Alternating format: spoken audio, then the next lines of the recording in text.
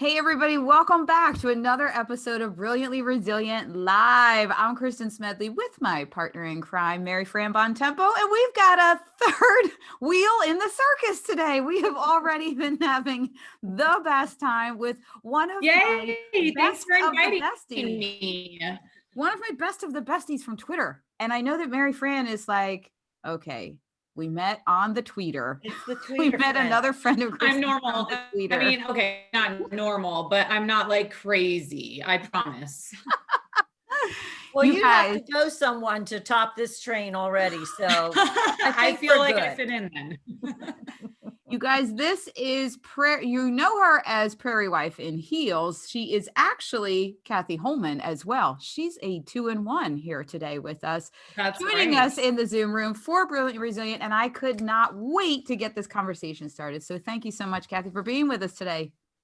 I love it. Thank you so much for asking me. You know me, I love to chit chat, learn from other people, share my story. I'm here for it. So one of my favorite things is that you say that you go through life with grit and grace. I think that just, it sums you up perfectly. It sums this journey up so well. So let's talk about, first of all, I think maybe we were just meant to be friends because it's like you invent words too. I didn't know the blogiversary was a word until I saw your website. Right, it is.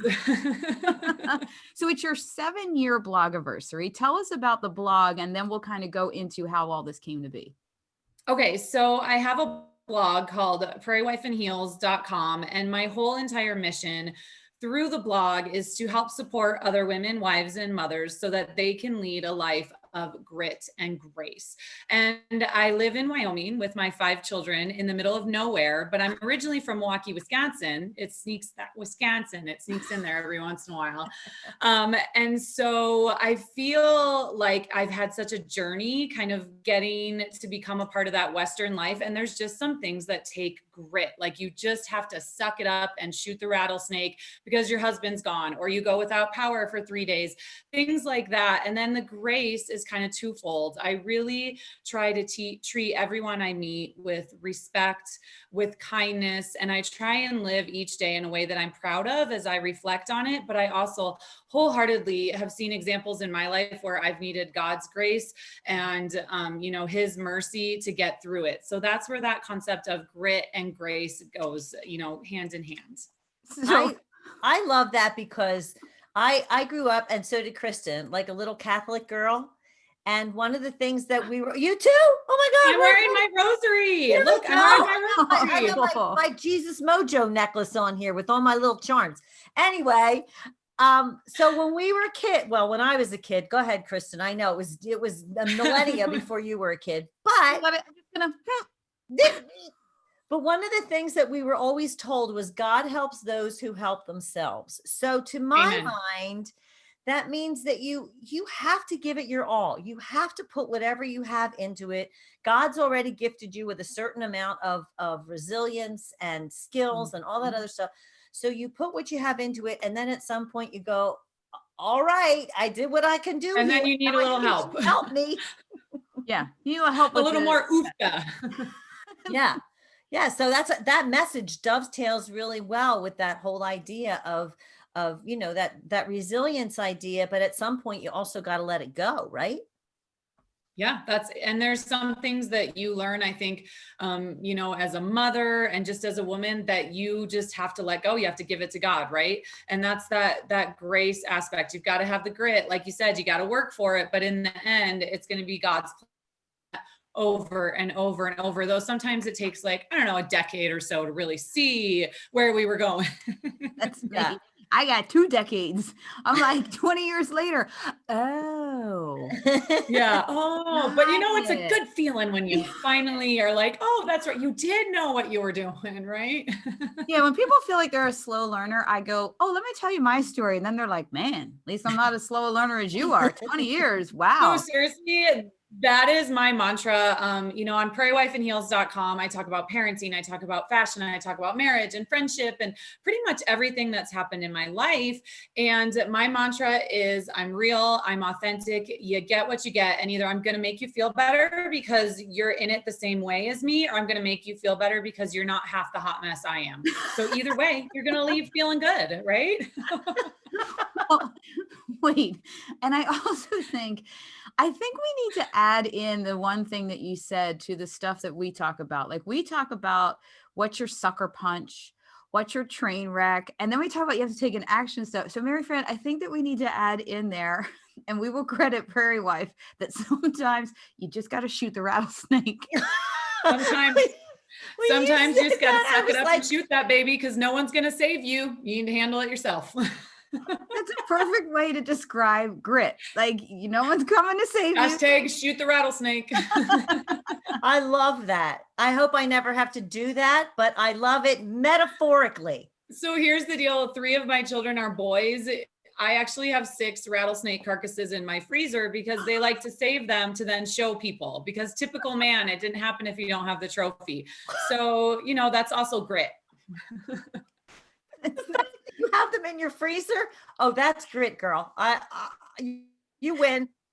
You win. I think there might be another word involved in there, but we're just going to skip along and say it's grit. Good, we'll go with that. You know what I also love though about what you're saying, and Kristen and I find this to be true all the time whenever we talk to people. We all come back to the same places. We might use different words to describe it, but one of the things that I'm hearing over and over with you, with that like kind of this might have to play out for a long time thing before we figure it out, is that idea of not being married to outcomes. Like we say that all the time. We start things and we want it to be here, but it might not ever get there. It might get someplace better, or it might not get there for a really, really long time. So you have to be willing to evolve with whatever's going on. Fluidity and flexibility is the name of the game, right? I don't care if you're talking parenting. I don't care if you're talking about being a CEO. You need to, yes, have a big picture, but you also need to not be afraid to let go of what you imagined it was going to look like. Yeah. And an example of that, I'm just thinking, so my whole life, I wanted to be a mom and I wanted to be a teacher. So my parents didn't have enough. Because you too much. We might be. We'll have to maybe do an ancestry.com thing later. So my parents didn't have enough money to put me through college. So I did it myself. I was working graveyard shift at a gas station, doing 21 credits. I met my husband when I was 19, but I refused to marry him till after I graduated because I knew once I got married, I would want to start a family. So I actually taught first grade for 5 years until my second kiddo was born. And then I was able to stay at home. We're talking now, it has been 14 years and I have no plans to ever return back to teaching again. I loved it. I'm glad that I have that degree, but it's just not where I'm at anymore. And I don't see that as a failure. It served me well. And it got me where I needed to be. And I learned a lot from it. But now it's time to let go of that and look at other opportunities that came my way that I couldn't ever have dreamed of.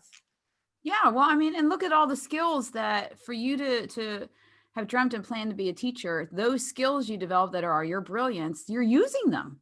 Oh, absolutely. First of all, because I have 5 kids, that's like a classroom in itself. You know what I mean?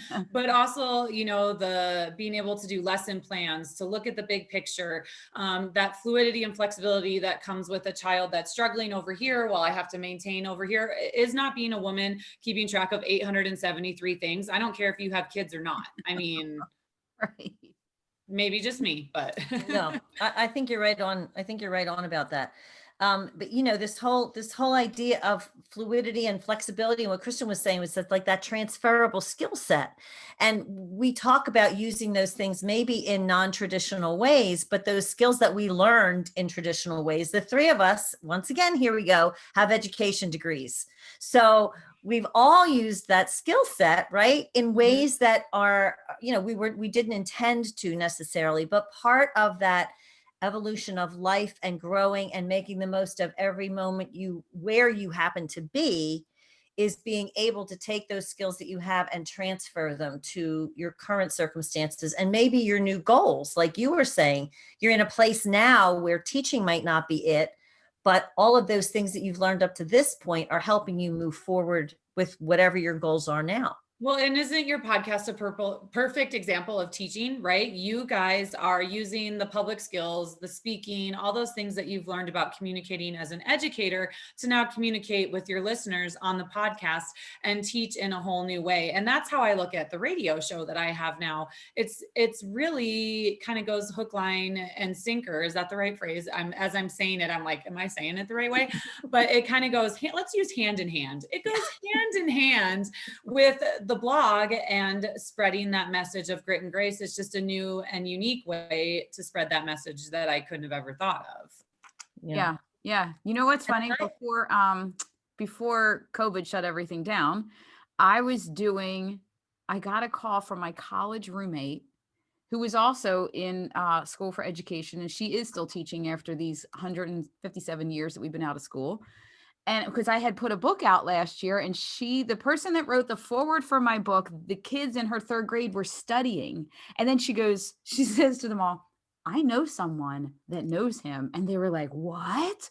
So I did this Skype with a third grade classroom about writing the book, and the guy, Eric Weimeyer, that wrote the foreword. And they were just like, and I was radiant, because I'm like, oh my I'm sure God, you were so excited. Right back to being in front of that classroom. And I had a ball with that. It was so much fun. And I thought, who knew? Now I will say, there are English teachers all over my town that still need oxygen, that Kristen actually shut up and wrote a book. Good for you. See, good for you. Good for you showing them. Well, and Wyoming is more open than a lot of other states. So we had the state FCCLA conference, and I was the keynote speaker and then led some small groups.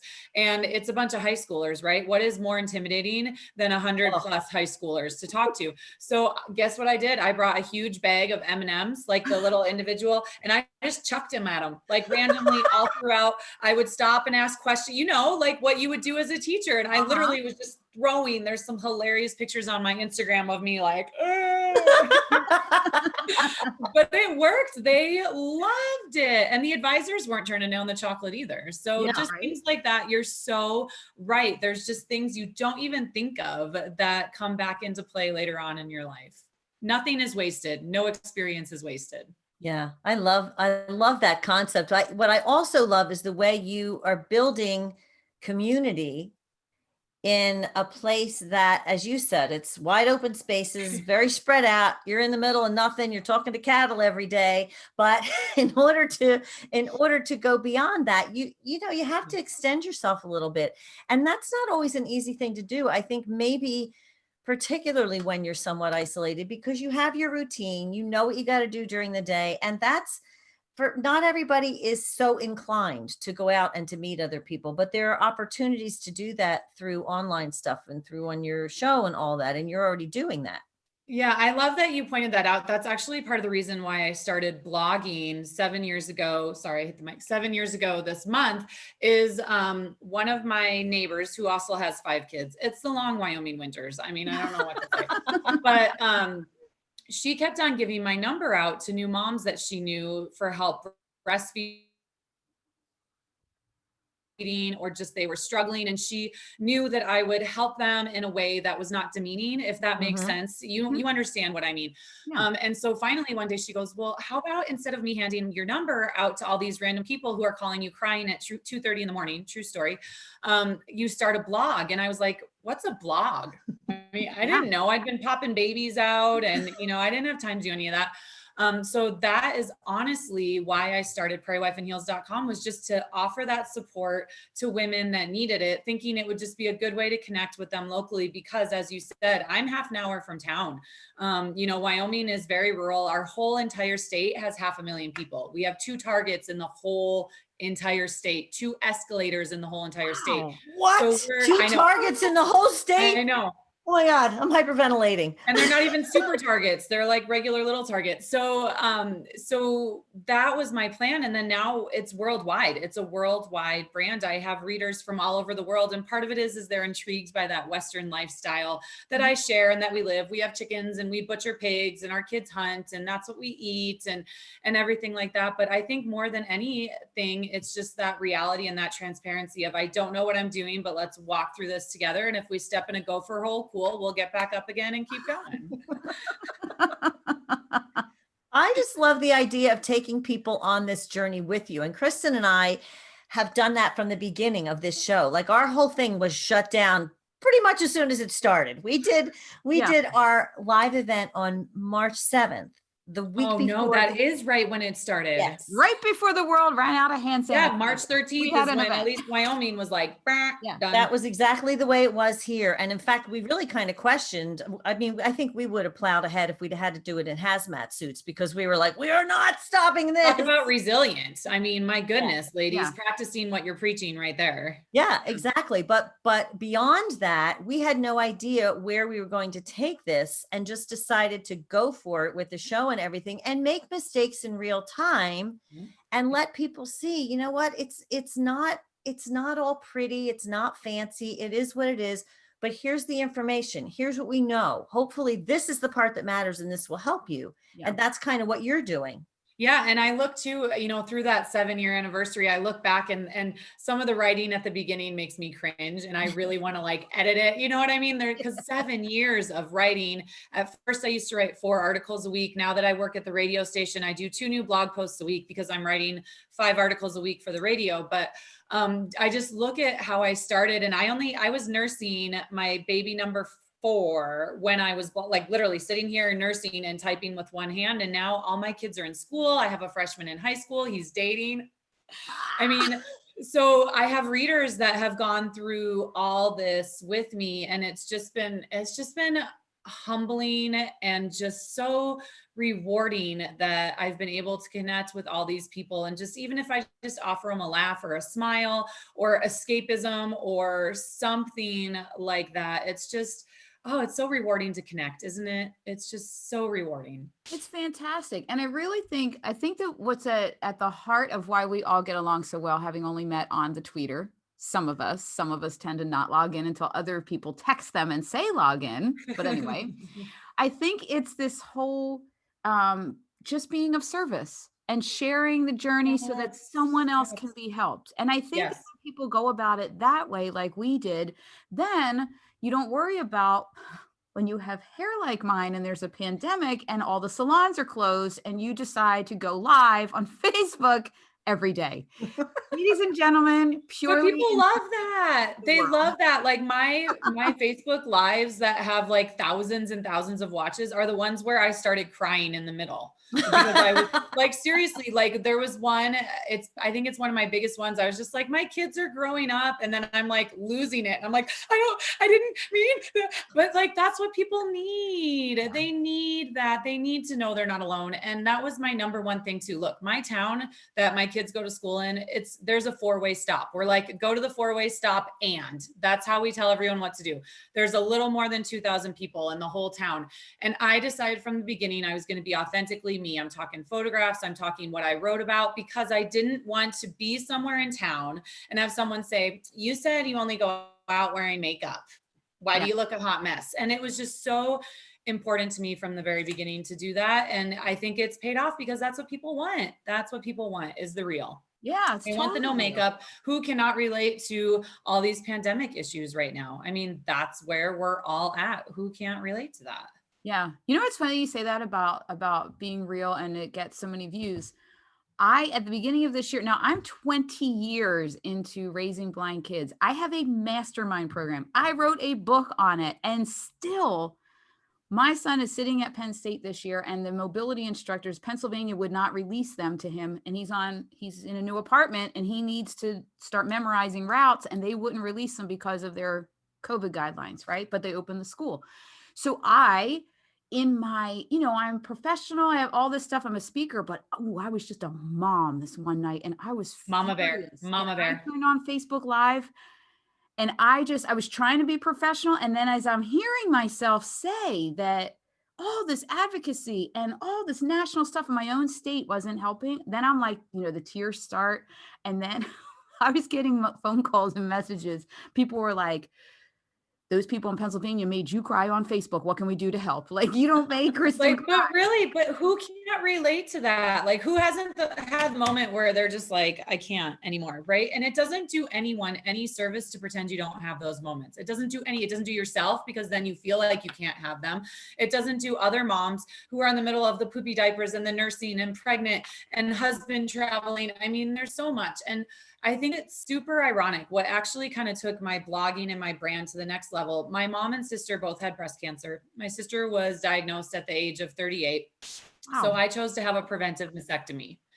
My thought process was, if I know I'm going to have to fight cancer, which it wasn't a question of if, it was when I was going to get breast cancer, I want to throw the first punch. And so I had a preventive mastectomy and reconstructive surgery. Well, there I was, 34 years old. I could not find anything online, with 5 kids, by the way, one that was still nursing when I made the decision. I couldn't find anything online, nothing. So I was like, all right, if there is one thing that comes out of this, is I am doing the whole entire journey, pictures, honest, everything that I can possibly think of. I'm putting it out there, and at least one other woman will not have to feel this fear that I have, because I couldn't find anything. And to date, like thousands of women, my doctors use me as a resource. I just had a phone call last week with one of their patients that was just absolutely panicked and fearful, as well she should, because it's a big deal. But I was able to talk to her and alleviate her fears, and she went on to have a successful surgery. And just that right there, that's why we're here, right? We are here to use our stories to help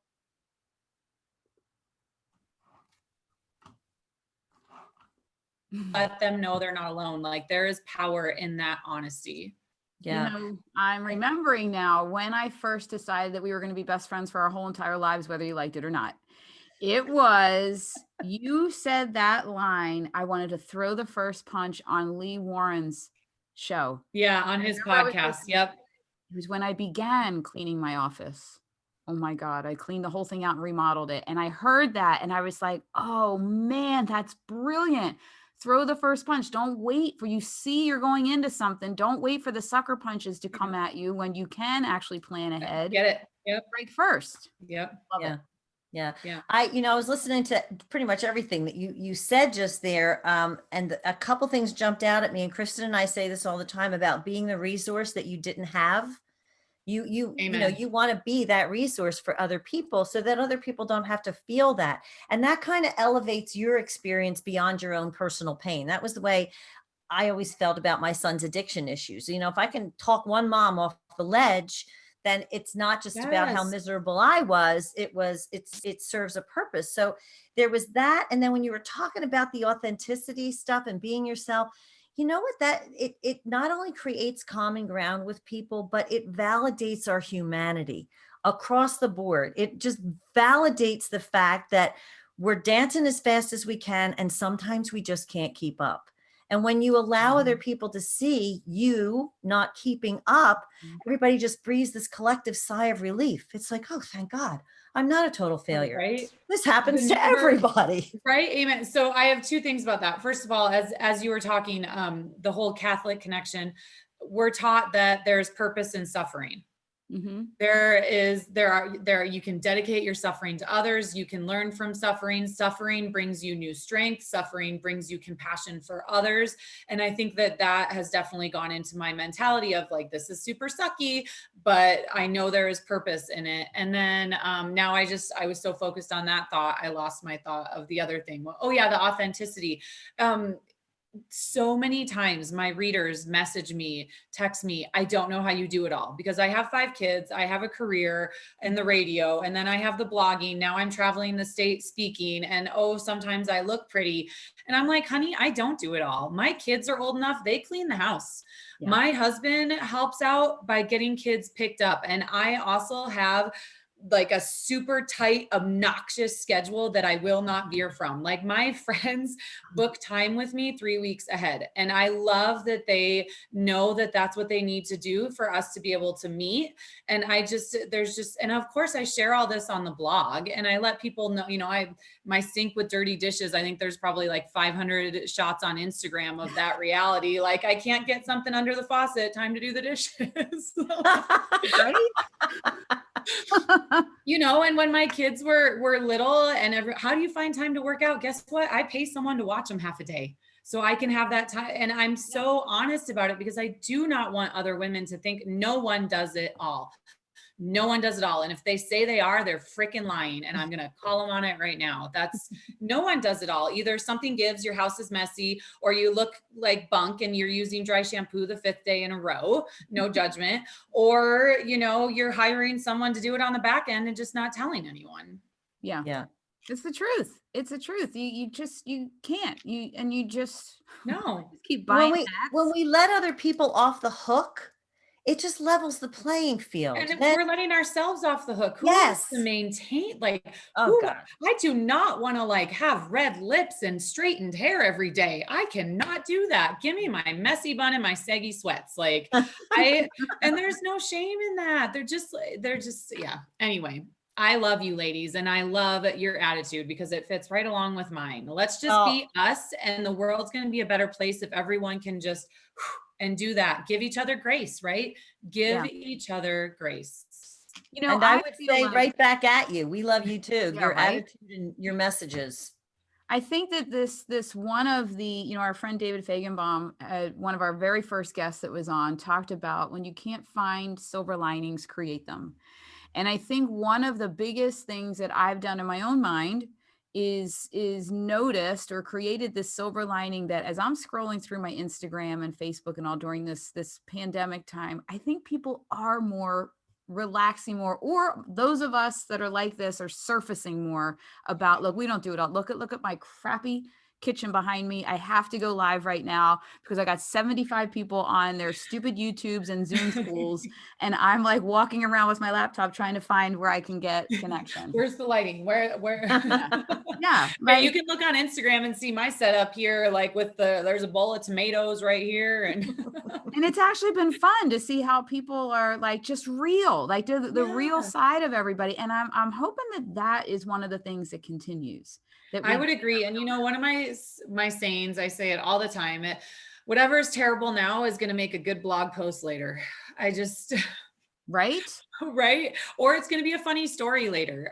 Really, think of, for example, all those times your kid blew out their diaper and the poop was up the back of their onesie and you forgot to put clean clothes, a blowout diaper, what and what are you two ladies doing right now? You are laughing. Were you laughing when they did that on your lap in the middle of mass the one day you showered and looked nice that week? No, but we're laughing about it. It's funny now. But it's funny now, right? Survival makes for funny stories. It's a good reminder too. Is this really something I should freak out about? It's not as bad as when the diaper blew out in church. Yeah. So, and I think of how I am as a parent now to kid number 5 compared to my poor sweet first son. I mean, there's a reason that kid is an uptight rule follower because I was his shoes have to match his bib, which has to match his button down shirt, and he's 2 months old. You know what I mean? But you slowly, just by sheer number, when you have 5 kids, you just realize what's really important. And what's really important is the kids are loved and know they're loved and they're fed. Notice I did not say fed organically. Cereal counts as fed, so that to me is and then anything above that is job well done. If they are fed and know they are loved when they go to bed. I didn't even say go to bed on time. When they go to bed. Yep. My daughter's got a friend who's got 5 little ones, and he says his only goal is to make sure they're alive till the end of the day. And then it's a win. Yeah. I can agree with that. And it's worked so far. Cathy, And the best conversation. I mean, we could probably go on and on and on, and I am sure we will have you back again, but we want everybody to know where they can find you. So tell us where Yes. to find Prairie Wife in Heels. Yes. Well, prairiewifeandheels.com. That's where you'll find all the blog posts, tons of giveaways going on right now to celebrate that 7-year anniversary. On Instagram and Twitter, my handle is at Prairie Heels. And then on Facebook, just search prairiewifeandheels.com. It'll come up. Radio station, mycountry955.com. You can stream me live. If you don't like country music, you do not want to listen to it. Just throwing that out there. That's every weekday morning, 6 to 10 a.m. is that radio show. So. Hey, I'm thinking that we need to put it on your calendar now, because the world is going to reopen when I tell it to in March of 2021. That's when it's happening. But in September of 2021, we're going to Nashville. You should meet us there. We're going to do Brilliantly Resilient in Nashville. Yes. Well, that was the other thing I wanted to say too. Hey, you want to hire a speaker, have high heels, we'll travel. I travel all over the state of Wyoming. So anywhere else you want me to talk about something, I can talk about it. Shooting rattlesnakes, parenting, whatever. I love it. I love it. That's what we're doing. It just so happens it's my 50th birthday. It just so happened that we're going to do. Congratulations. No, I am in it birthday to win it. We can, I don't want to say tear that town up, but we can have a goodly amount of fun together, I think. Goodly amount of fun. And I'll be the Mother Superior walking behind you with my clicker. Listen, you two. Hey, I've got my rosary. We're protected from everything. Okay. Isn't that how it works? Mary Fran will find us all the eateries because that is her thing. All I want to do is eat. Do not rely on me for the food. Done. You'll Done. start. Done. I'll do the dancing. Mary Fran, you've got the food. Kristen, what are you bringing to the table, girl? I'm finding all the whiskey. Done. Done. What else do we need? Done. Check. Grit Done. and Grace, baby. We'll get matching t-shirts. Grit and Grace. Shoot the That's rattlesnake. it. The Brilliantly Resilient Grit and Grace tour in Nashville. Oh my God, that's phenomenal. We We just definitely named put it. that on a t-shirt. Somewhere Grant Baldwin is twitching. Can in we that get a tour. tour bus? Can we get a tour bus and like No, have we're that we're gonna do the bike thing where you pedal. even better because you burn the calories from the food, and drinking whiskey, you'll have so much energy to pedal. And singing because there'll be a DJ on board. Yeah. Jolene, Jolene. Okay. Oh, we're gonna have a good time. I think I need a nap. Naps. We're gonna be up all night. Tired. I need a nap. All right, everybody, mark your calendar because it's the Grit and September. Grace tour. It's Brilliantly Resilient, Grit and Grace in Nashville. love it. Cathy, this has been the greatest time. Thanks so much for joining us. Thank Oh you, my ladies. I'm just honored that I had time to spend, you invited me to spend time with you today, and just thank you for everything you do and the good you're putting out there in the universe. All right, back at you, sister. All right, everybody. Thanks for tuning in to another episode of Brilliantly Resilient Live. If you are in need of some resetting in your life, if you are trying to figure out what is my brilliance, how do I find it? Go to brilliantlyresilient.net/freebies for the reset and /discover your brilliance for the Discover Your Brilliance challenge that we have going on. Lots of stuff going on. And how about that? Kristen remembered all the websites. So it's a good day. We'll see you next time. Bye.